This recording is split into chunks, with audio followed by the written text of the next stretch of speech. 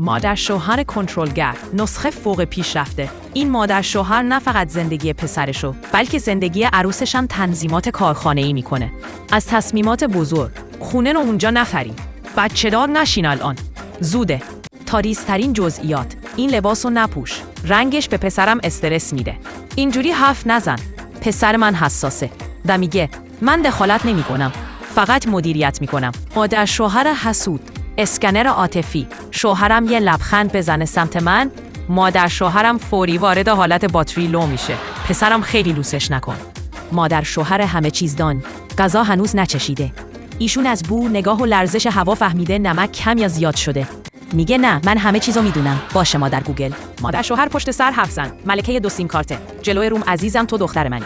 چرا مریض شدی؟ سوپ بپزم برات. پشت سرم به پسرش. چیزیش نیست. فیلم بازی میکنه. 2 سیم کارت فعال. دوگانگیش ماهرانه و همیشه آدمو میخندونه. مادر شوهر دلسوز، دلسوزی اورژانسی. روزی 3 بار به پسرش زنگ میزنه. نهار خوردی؟ خوابیدی؟ زنده ای؟ آدم حس میکنه GPS بدن پسرشه. مادر شوهر مریض باز، فعال با حضور ما تا وقتی ما نیستیم. کاملا سر حال و سرزنده. ولی همین که چشمش به پسرش میفته، آی کمرم آی سرم. بعد خودشو لوس میکنه تا همه دلسوزی کنن و دستپاچه بشن. واقعا انگار پسرش و عروسش سوئیچ فعال کردن مریضی هستن. حالا شما بگو، مادر شوهر شما کدومه؟ اگه جرأت داری همینو براش بفرست. لایک یادت نره خوشگلم.